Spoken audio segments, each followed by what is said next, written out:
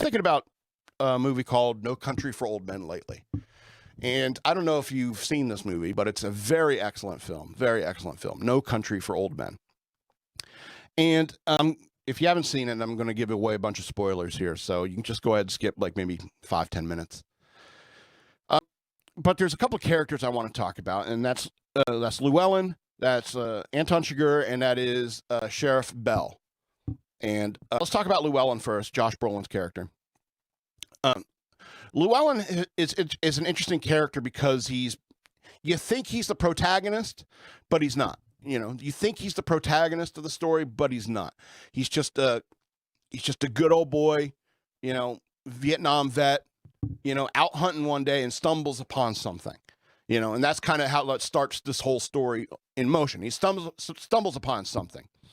And now this good old boy, Llewellyn, he finds himself with these choices. Right. And whenever he makes a selfish choice, it turns out okay for him. But whenever he tries to do the right thing, that's when stuff goes wrong for him. It's really kind of interesting as far as the character with Llewellyn, because it's and in comparison to other characters as well, is Llewellyn, he finds this money, right? And in the process of finding this money, he comes across this Mexican guy, the last man, alive, and he asks him for agua, for water, and he says, "I don't have no agua. I don't have any water." Agua. I ain't got no water.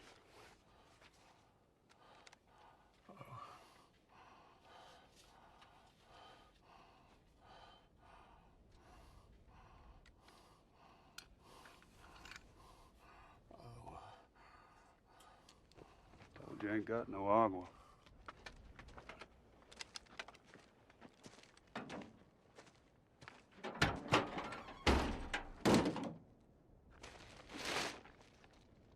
But he goes and gets the money, he gets all the way back home, and in the middle of the night, he gets up out of bed, and he goes and fills up a jug of water, and his wife asks him, "What you doing?" And he goes, "Something stupid."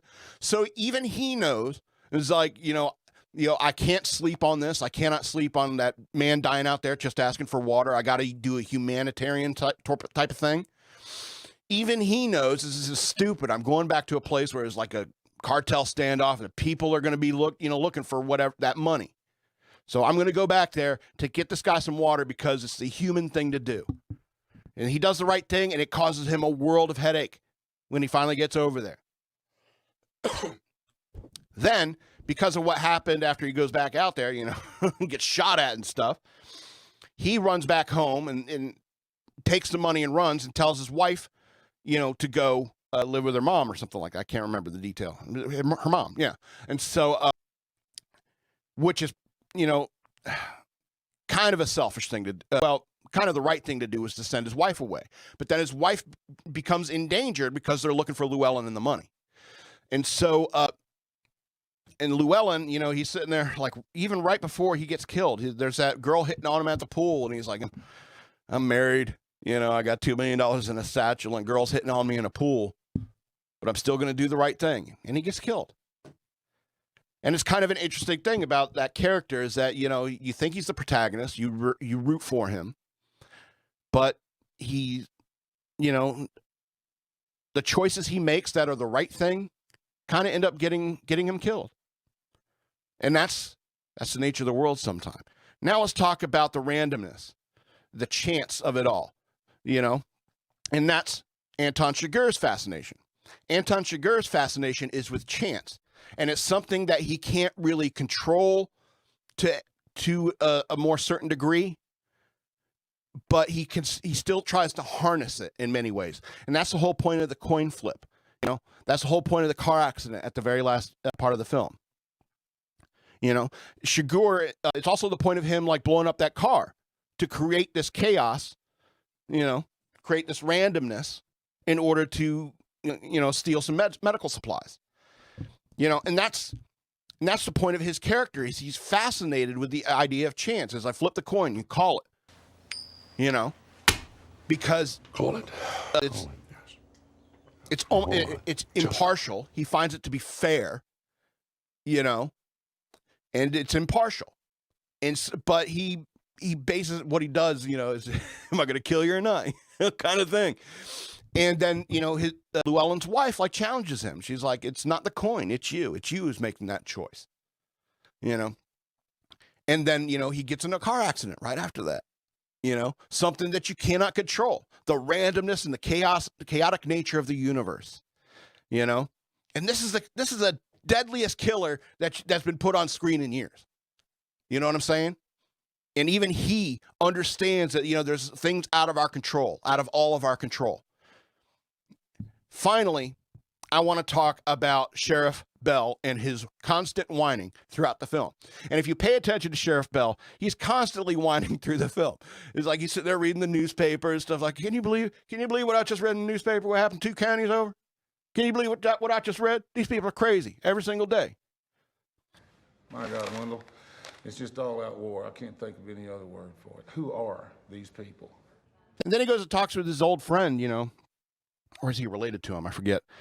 But he talks to that guy from Northern Exposure, and he says, you know, I feel outmatched. You know, he's a cop, and he's seeing all these horrible things that people do, and he's frequently whining about this, even with other cops, you know, frequently whining about, you know, these crazy things people do, these gang members shooting each other up, you know.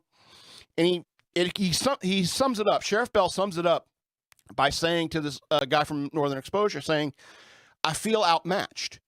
You know, I feel like it's, you know, it's too big and it's too hard, you know, it's insurmountable for me. And it's insurmountable to me. And that is, and it's never been as bad as it's been right now. But what does his friend say to him? What does he say to him? He says that, you know, he tells a story about this, you know, having to bury, you know, a family member or something like that during hard times, during the Depression, I think. And so, yeah, a wife had to bury her husband all by herself during the Depression because there was no one around to help her and stuff like that. And he says something to the effect of, you know, this country is hard on people. What you got ain't nothing new.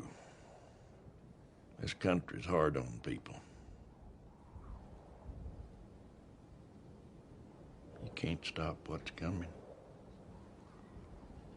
It ain't all waiting on you.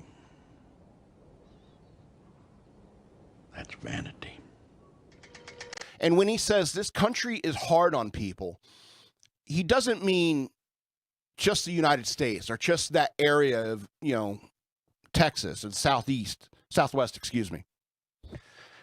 It's the entire world.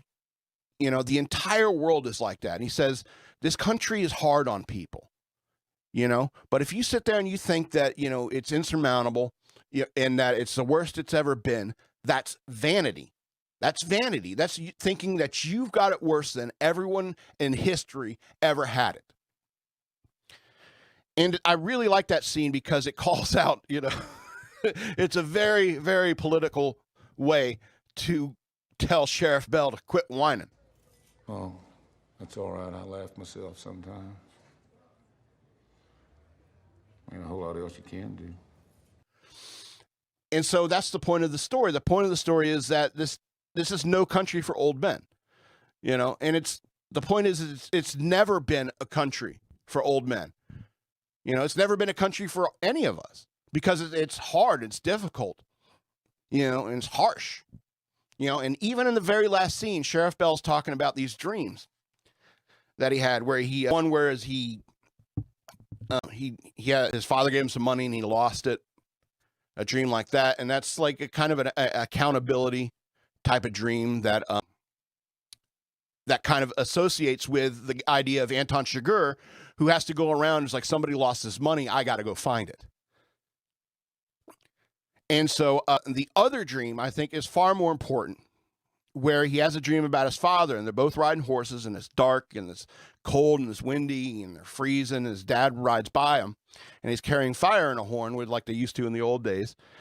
And he goes on up ahead, doesn't say a word. He's got his blanket wrapped around him, and he's going up further up the trail, and he's watching his father ride off up ahead, and he goes, I knew my dad was going to go out there, you know, make a fire for us out there in the cold, you know, out there in the cold. You know, it's a literal torch dream in many ways, But the whole point of it is that, you know, you have your family, you have the men who've come before you, the men and the women who have come before you in time, and they go out and they make a fire out there in the cold for all of us. And this is why when we say, you know, we stand on the legs of giants, you know, we stand on the backs of giants and stuff like that. That's the previous generations and all that they have done to make a fire in this cold wilderness that we all live in. Because this is no country for old men. This whole world, it's a very dangerous place. However, your family, your love, your faith, you know, it's like these are the fires in the wilderness of the chaos of the world. The second one, it was like we I think was I'm back in the gonna stop older that rant there. times. And I was a horseback going through the mountains of the night, going through this pass in the mountains. It was cold and there was snow on the ground. He rode past me and kept on going, never said nothing going by, just rode on past. And he had his blanket wrapped around him and his head down. When he rode past, I seen he was carrying fire in a horn, the way people used to do, and I could see the horn from the light inside of it, about the color of the moon. And in the dream, I knew that he was going on ahead. And he's fixing to make a fire somewhere out there in all that dark and all that cold. And I knew that whenever I got there, he'd be there.